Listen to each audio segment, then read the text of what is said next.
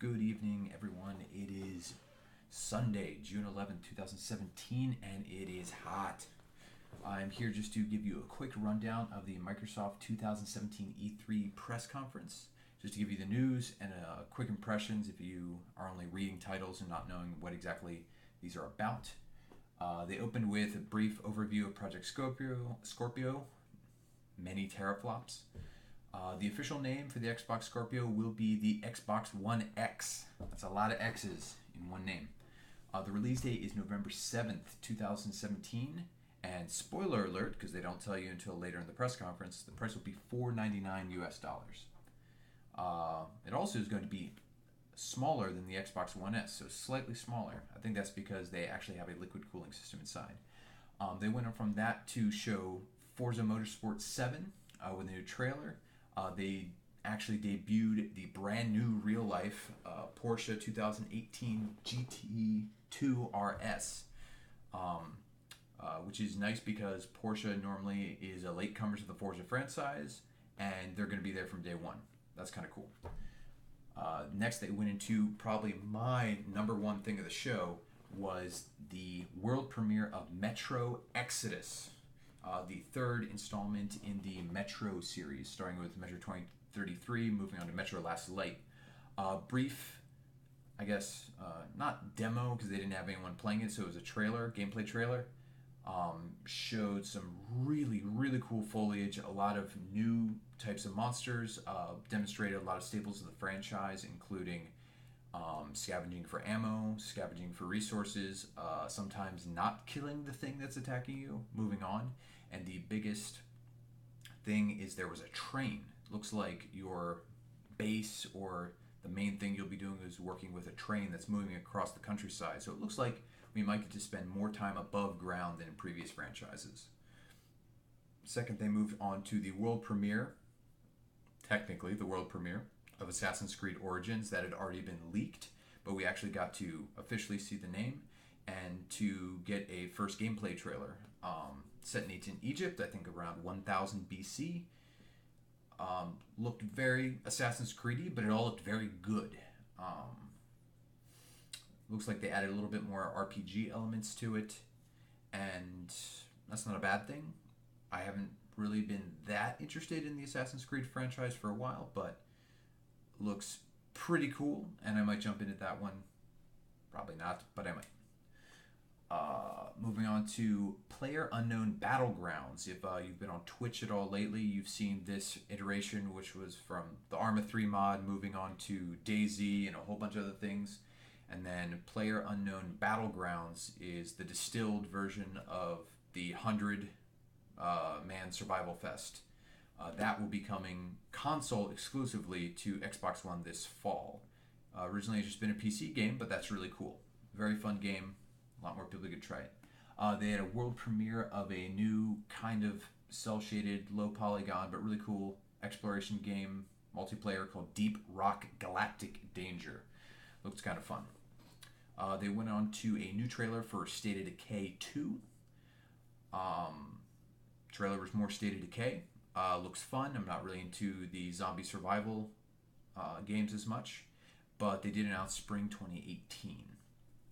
Moving on from that, they went to a world premiere of something called the Darwin Project, which had a very strange tone moving into it, and then a guy actually came out on stage and was shoutcasting the movements and attacks of the characters and stuff. So it seemed a little bit presumptuous to make it esports right from the get-go. Usually people show interest, then it becomes esportery, but I don't know. That was probably one of my lowlights of the press conference. Moving on, they announced the Minecraft Super Duper Graphics Pack, which will bring 4K to Minecraft. But also what's cool is included with that in later this fall, all Minecraft players will be able to play cross-platform. So Switch, PC, Xbox One, PlayStation family, all will be able to connect and play together, which is really cool. I still have not smashed one brick.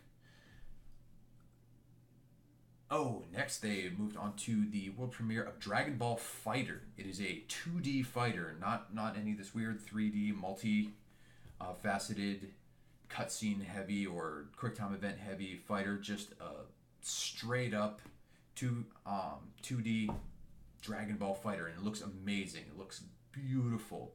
I'm not really that into the Dragon Ball universe, but it's amazing. And it's a Dragon Ball fighter, not Dragon Ball Z. It's from across all of the platforms, or all the series. Next, they went on to the trailer for a MMO called Black Desert. It was a cool fantasy MMO. I don't know, look into it if you want. Then they went on to The Last Night, which was this really kind of, I don't know, I forget the noir, Blade Runner, thank you. A very Blade Runner-esque pixel, super pretty art game. That was a very short trailer. You can go check that out. Then they debuted a really bizarre looking game called The Artful Escape. It was a guy wielding a guitar, and he was creating platforms and stuff with like the power of his music. So my thing was platform through the power of rock. And the release date on that is, and I quote, "coming when it's damn ready," which I thought was hilarious. We got a kind of anemic, no pun intended, trailer for Code Vein. Still saying 2018. Nothing really new in the trailer, just, hey, it's here. Then they went on to an extended demo of Sea of Thieves, showing stuff, underwater exploration, a bunch of stuff on the islands, a little bit more interaction between different players. What was really cool is they showed off how quests work with a map that has all these different clues on it, and so you find the island or object on the island that, I don't know, solves the clue and helps you progress, and then told you more about, you know, trading and different things you'd have to do with your ship. So very hyped for Sea of Thieves. That was probably my number 2 or number 3 favorite thing of the press conference. Anyway, moving on to another trailer for Tacoma. I think it's a sci-fi mystery puzzle exploration thing. I've seen it before, but don't know very much about it. They world premiered Super Lucky's Tale, a Xbox family, which means PC, I guess sequel or an expansion or a blowing up of the previously Oculus exclusive platformer. I thought it was super cute, very fun game on the Oculus Rift. I'm sure it'll be almost as good on normal platforms. Looks pretty fun, pretty hype. That's all to be said. That finally they gave us a release date for Cuphead, September 29th, 2017. Finally, that's all they can say. It was very short. There was no other big fanfare, just saying, yeah, it finally has a release date, which is not too far away, and I'm pretty excited to try and play that. Then they gave a trailer and an intro for the revitalization of Crackdown 3 starring Terry Crews, the Old Spice guy. The beginning intro was pretty hilarious. Wasn't that hyped on the rest of the trailer. I was never a big fan of Crackdown, but that was amazing. Then they had this big multi-game montage of maybe a dozen or 2 dozen different titles, and they were going by so fast that there was no time to actually write them down or check them out, see what they were. A lot of them looked really cool, but you'll just have to go look at it if you care to see what that is. They went on to, I don't know if it's a debut, but it was new to me, a game called Ashen. It looked almost like a hybrid between Sea of Thieves art style, but the morbid, depressing style of a Dark Souls game.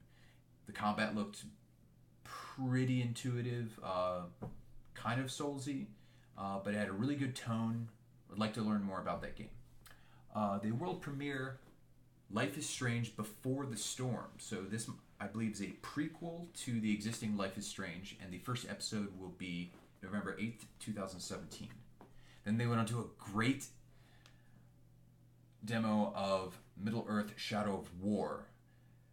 I don't know who exactly the voice is, but they had an orc named Bruise the Crusher, and he was hysterical, and I want him in almost every game that I possibly can. Bruise the Crusher for life. Beautiful demo. Really cool. I'm very hyped for that game. I still actually need to finish the old game, but very hyped for that. went on to, world premiere of Ori and the Will of the Wisps. Gorgeous game. The original game was gorgeous. This one looks just as gorgeous with a different tone. Looks like it's centered around an owl, maybe? Anyway, very hyped for that. And then they went on to some talk about the Xbox family getting original Xbox backward compatibility, which is very cool. And I like that they debuted it with Crimson Skies, which was a fun, just jaunt of an arcadey, aviator game back on the original Xbox. They said the Xbox One S is going on for sale for $249, and this is when they finally announced the actual price for the Xbox One X, $499 US. The very last thing that they debuted, well, not debuted because EA debuted it in their presser yesterday, but we went more in depth on Anthem. And the easiest way to describe it without you looking at it, you should go look at it because it looks gorgeous, is a third-person Destiny with a lot more foliage, and you can change your class just by changing your exosuit. So you're not locked into whatever it is, and you can change that around. Looks MMO-y in the way that Destiny was, where you spend most of your time either alone or with a group of 3 or 4 people. And did look loot-based. Gorgeous game. Destiny 2 is coming out this year, and this is coming out sometime in 2018. So there's definitely room for another game like this, but that pretty much wraps it up for the Microsoft press conference. You should go watch it, but if you wanted a little bit more explanation of what had been shown without actually going to watch it. Anyway, have a good night. Stay cool.